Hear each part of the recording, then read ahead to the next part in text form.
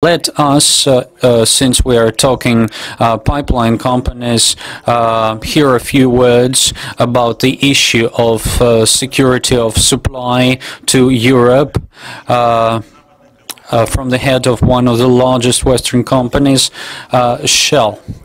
Just one big request, the max of 2 minutes. Please, please, please. Just a second.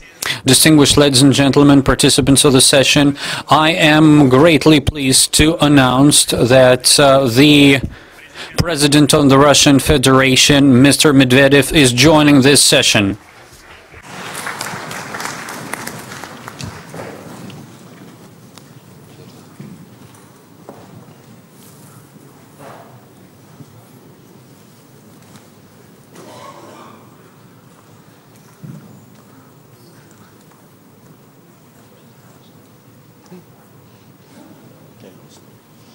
Ну и где президент?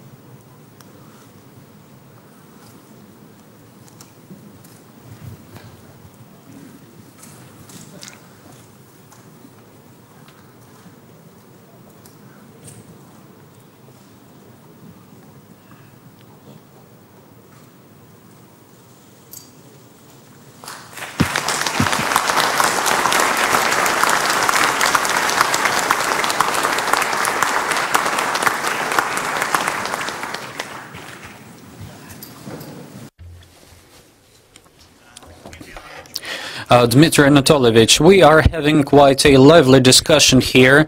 We had presentations from panel discussion participants, Mr. Sechin and the experts. What was the discussion all about?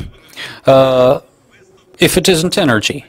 Well, Mr. Alexey Miller has just spoken and giving our focus on the development of innovative economy, the energy sector will remain further on very important. So in this regard, it was quite interesting to discuss and to address the issues as to whether there is evolutionary or revolutionary change in the gas market in terms of production consumption, if there are any alternatives to natural gas, what are the developments in the gas market, whether the structure is changing, whether long-term contracts are being more substituted with spot trades, and so on.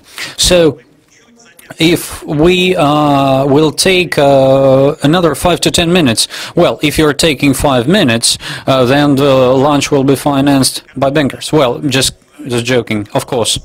I was just giving the floor to Shell President Mr. Petr Vozer, who will be sharing with us his insights on the achieving security of supply of energy to Europe. Please, Mr. Vozer. Mr. President, Minister Sechin, thank you very much for inviting me here to St. Petersburg and also into this very important session. So I will be short in order to catch up. Yeah, I know that. Maximum. Okay, good. First of all, on the demand side, our assumption is in the longer term, gas will actually grow considerably more than other energy sources because our assumption is that the electricity consumption will increase faster than others, and hence our base assumption is gas will therefore follow. So why gas? Gas is affordable, it's environmentally acceptable, and the third one, it's abundant. Affordable means it is per cost of megawatts, it's cheaper than coal, wind, onshore wind for example, but also nuclear. Environmentally, it is 50 to 70% less CO2 than coal. And abundant, if I believe the statistics, it's 250 years of current production.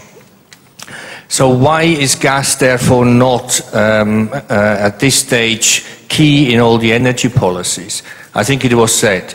I think the producers, the governments, the stakeholders and the companies here and others, we have not done a good job.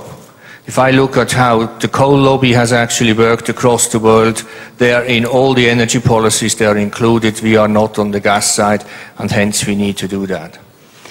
Shale gas, just a few words. I think I see the United States as a domestic gas play for quite a while to come. I don't believe so in Europe. I think in Europe the important thing will be actually that the permitting will be very difficult. The United States is used to have a nodding donkey in their garden. I don't think the European will ever get to that, and hence it will be very difficult. In China, I think we will see some shale gas, could be considerable, but there my argument would be a different one. I think it will actually increase the gas percentage in the total energy mix, because it will give China some local domestic gas, which could actually move the total percentage of the gas in the energy mix much faster up, which will make room actually for imports like LNG, like pipeline gas. Lastly, the role of Russia. I think Russia has, as we all have heard, an enormous resource. I think Russia will play a key role in Europe. We see this not just pipeline, we see it also LNG. I think you need to have a diversification of delivery routes into Europe, but more importantly, you have got the unique position to go to Asia as well. And I think Asia we see as the market which actually develops much faster than in any parts of the world. What can we bring as IOCs, we as Shell? I think we can bring technology, we can bring the experience of big projects. I invite you to use that in order to actually drive the gas development further, specifically on the LNG side.